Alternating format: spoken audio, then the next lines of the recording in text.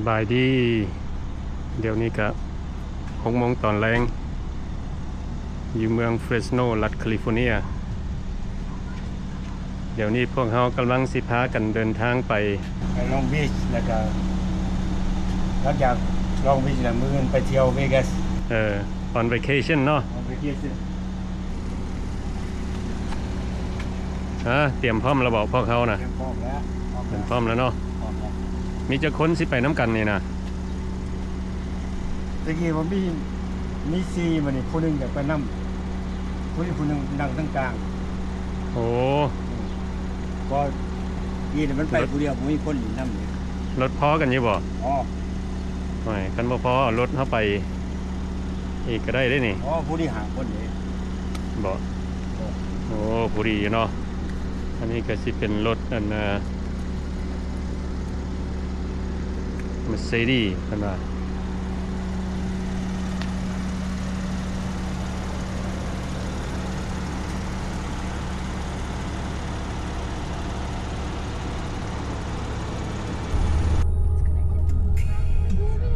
วันนี้ก็เดินทางไปน้ำกันหาคน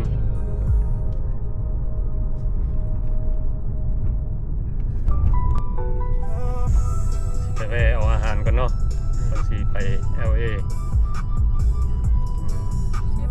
จะไปหานอาหารลาวนี่แหละเนาะ AC Deli เพิ่นว่า Look at Michael Jackson. People were saying that it's like หานใกล้ๆบ้านเนาะ like in the edit. They were like, okay, man.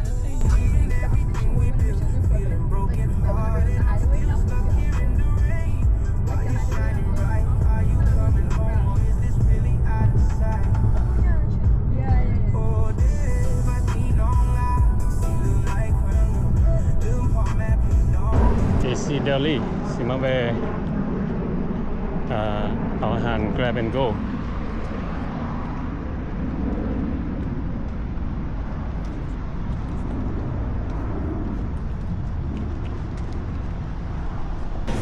ตอนนี้บักม่วง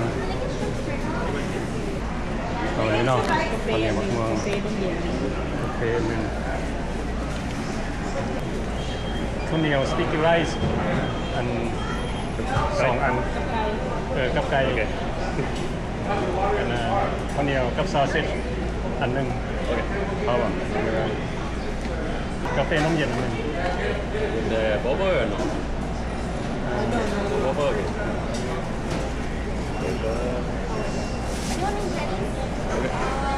Oh, that's it? Yeah, come on. Mango, 3 rice plate, and the coffee. One coffee. 48.26.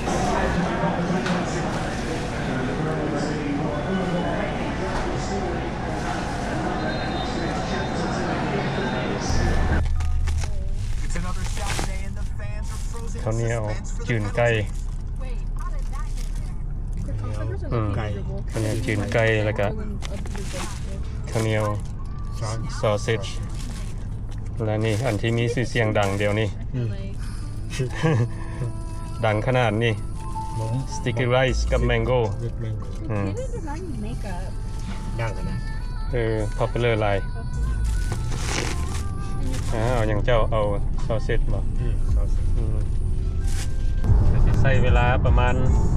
4 ชั่วโมงบ่ถ้ารถบ่ติดจะ4 ชั่วโมงเป็นยังไงอาหารแซ่บบ่โอ้ใหม่กินแบ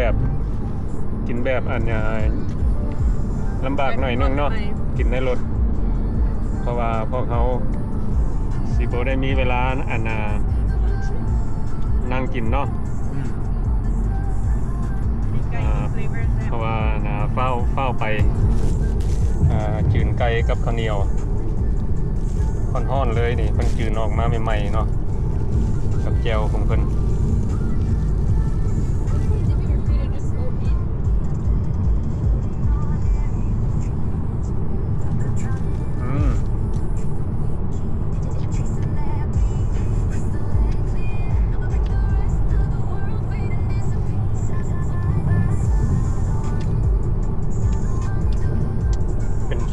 ซอสเซจของเพิ่นแซ่บอยู่บ่โอเค กินทั้งขับรถ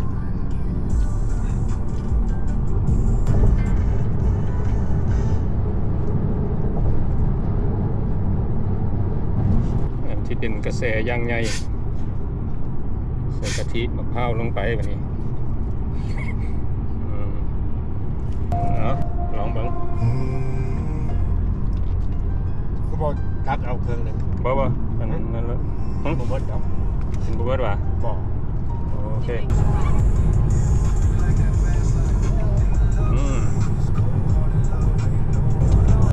งัวหลายตัว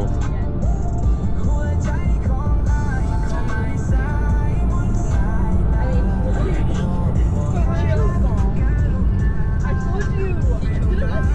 Yeah, she trusted. No, he was trying to talk to the other girl. Yeah, he was talking to the other girl. I feel like she did that just so she could get him.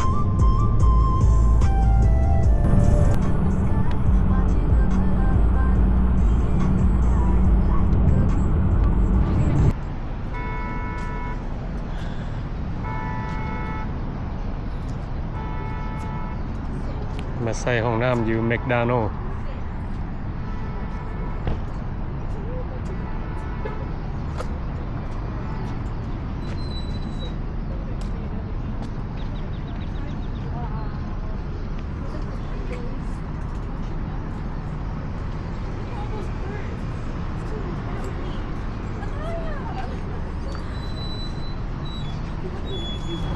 เดี๋ยวนี้กับพอดี 8:30 น.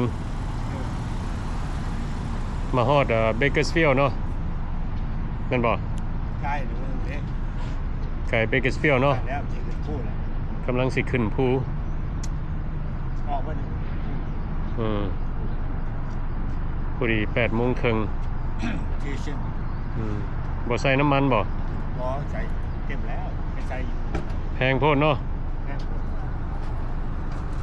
เชฟรอนregular $6.09 พรีเมียม$7เลย$7ปลาย พรีเมียม$7.04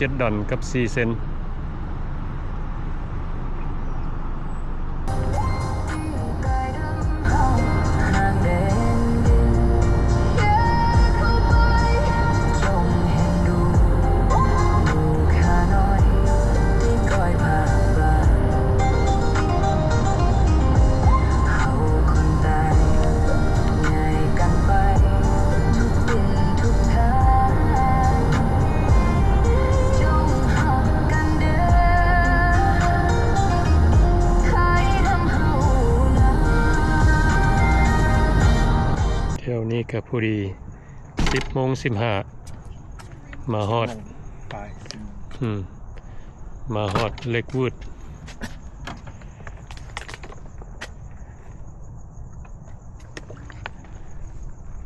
เป็นเยอะจ้า ชาวบ้านก็นอนไปเลยมิดจิลีเดี๋ยวก็นอนไว้เนาะ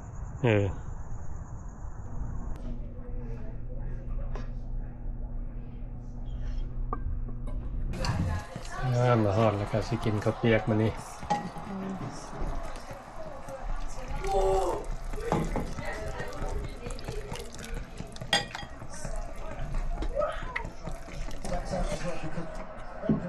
วันนี้ก็สิเป็นอาหารแรงเนาะกินแล้วก็สิพากันเข้านอนแล้วมื้อนี้แบบอยู่เมืองลาวนี่เด็กนี่กินข้าวเปียก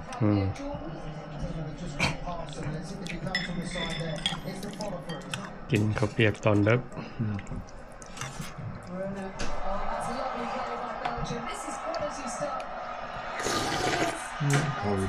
It closed at 11.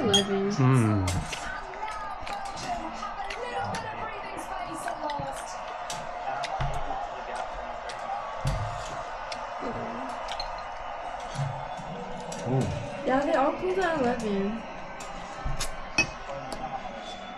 No. 8 hours later.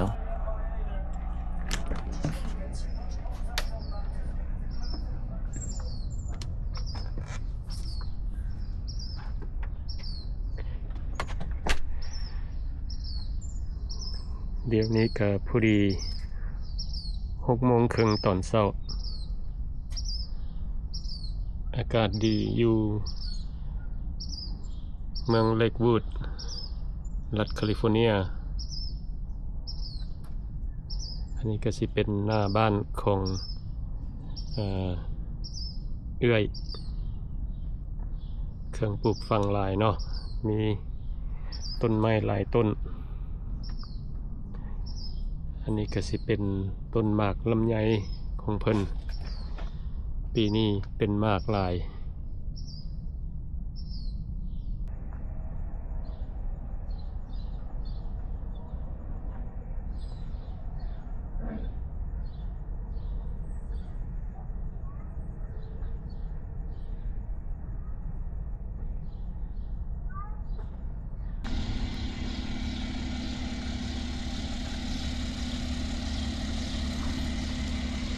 พัสดุ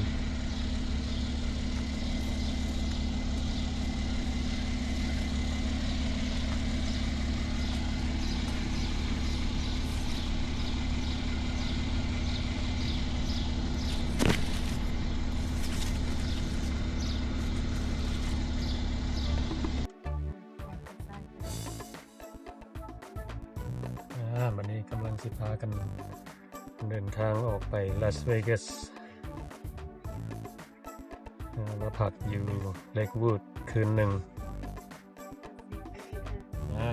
คันรถบติดก็สิใช้เวลาประมาณ4 ชั่วโมงครึ่งจากเลกวูดไปหา ไปนี่แหละปักอยู่ใช่ๆนะ โอ้สิพักอยู่ Treasure Island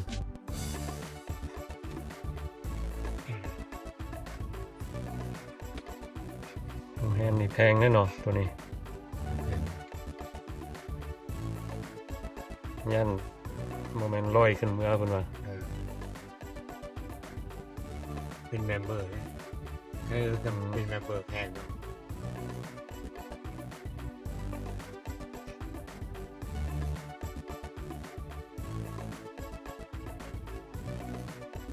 โอ้อยู่นี่ก็มีแดดเนาะอยู่นี่ก็7:45ใช้น้ำมันอยู่เชฟรอน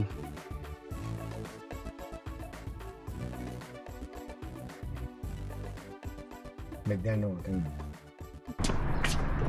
Tu comida merece Pepsi. Ya disponible aquí. จะใส่อันน่ะแคชหรือว่าเดบิต ใส่แค่ แคชเนาะโอ้อันนี้แกลเลนหนึ่ง$6กับ9 เซนต์แต่ว่ารถคันนี้ต้องได้ใส่อันน่ะ เรื่อง พรีเมียมเนาะโอ้ใส่อันน่ะเรกูเลอร์บ่ได้เด้อเนาะมันเรกูเลอร์นี่$5.69 529 ตัว plus นี่$5.89ถ้าเราใส่เดบิตอ่ะถึง10 เซนต์เลย เด้ ทันไส้คาดแพงๆเนาะ ถึง10 เซนต์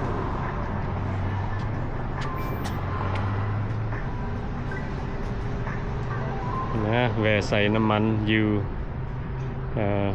เลกวูด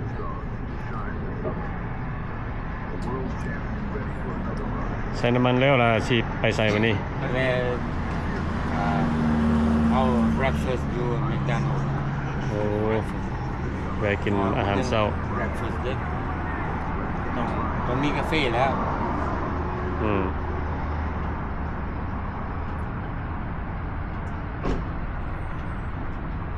นี่แหละใส่น้ำมันอยู่อเมริกา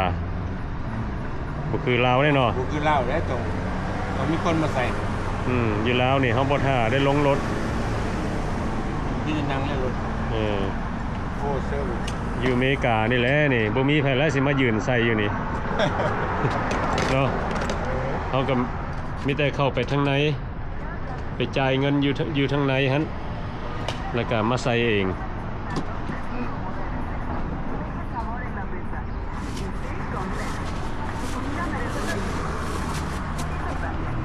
คง ลาวนี่ Tu comida merece มีคน Pepsi. เคลม Yo dispongo. เที่ยวเล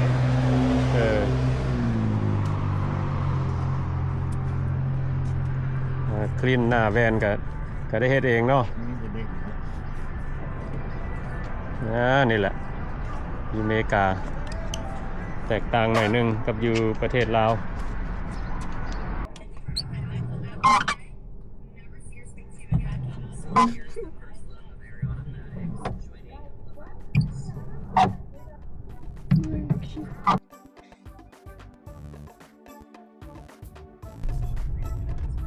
เอาอย่างไร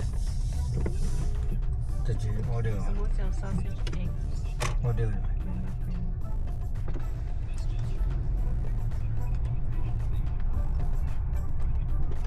You girls want anything?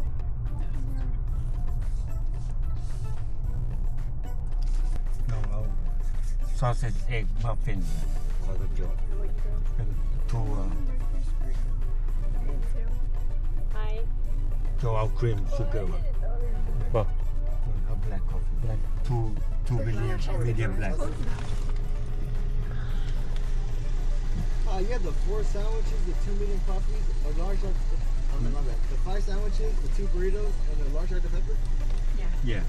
Okay, total would be $33.19.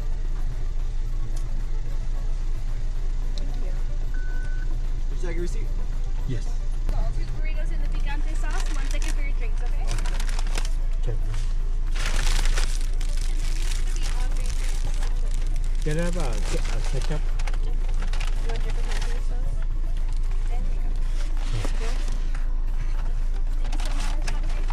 Thank you. sausage McMuffin 2 อัน 6 ดอลเนาะจะมีเอิ้นหยังนี่อันนี้muffin egg sausage แล้วก็ cheese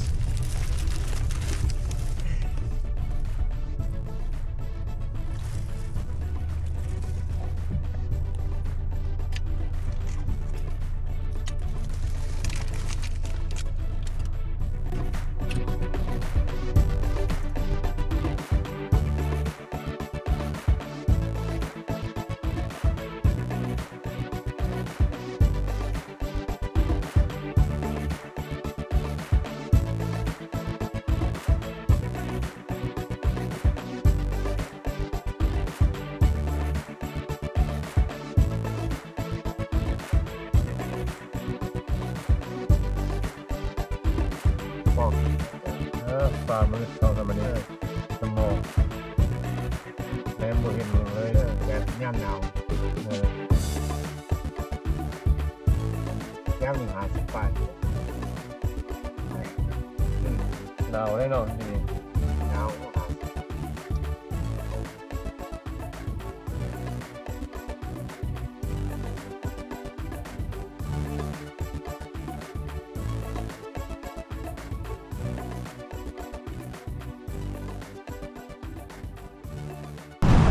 เดี๋ยวนี้มา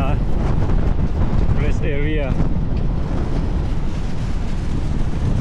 แถว desert ยังลมมาพัดเอาแถวว่าลมแหงเด้อนี่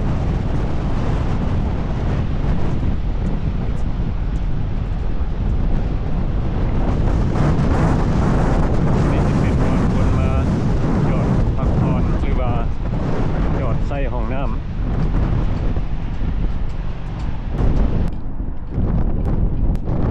ยังอีกประมาณนั่นน่ะ2 ชั่วโมงกว่าจากสิฮอดนี่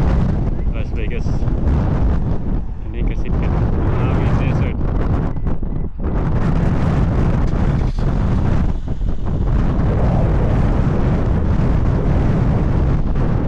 ลมพัดแรง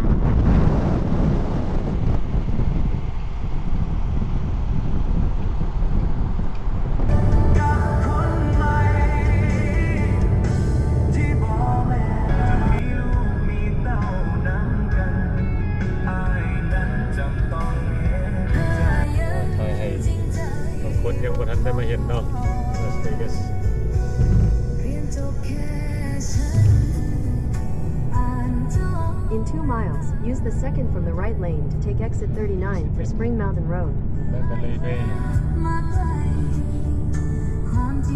ถ่ายเทกัน ลีเจน เราจะได้เห็นไปเลย นี่สิเป็นเดินฟุตบอลบ่หรือว่าฟุตบอล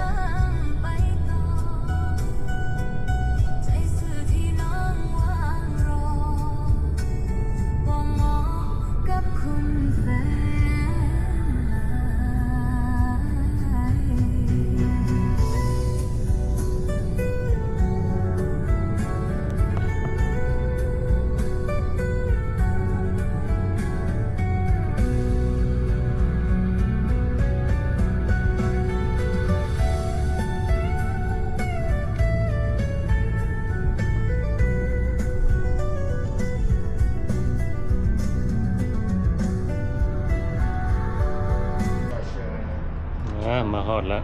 Treasure Island วันนี้ก็สิได้เข้าไปเช็คอินเนาะ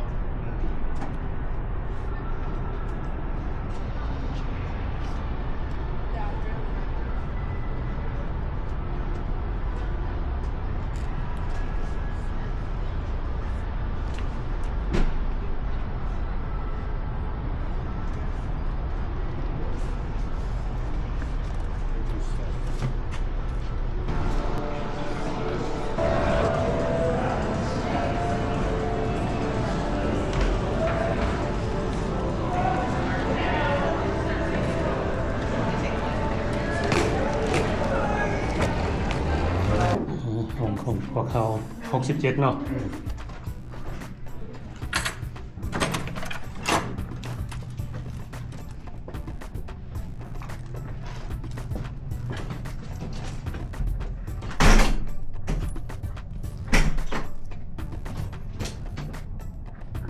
โอเคป่ะ เบิ่งโอเคอยู่บ่อันนี้ก็สิอยู่โฮเทล Treasure Island คืนหนึ่ง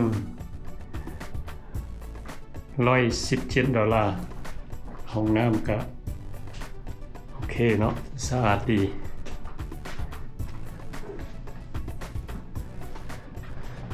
เบิ่งนี่สิเป็นคลอเซ็ตบนไว้เครื่องแล้วก็มี2เตียงพวกเขาสิแชร์เนาะแชร์ห้องมี2เตียงแล้วก็มีทีวี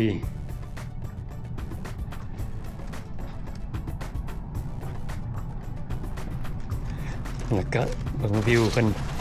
เป็นจังไดเนาะวิว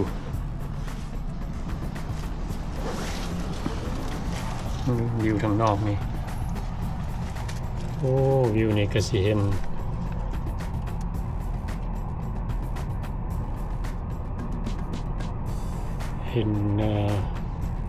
โรงแรมโดนัลด์ทรัมป์เห็นโรงแรมPresident โดนัลด์ทรัมป์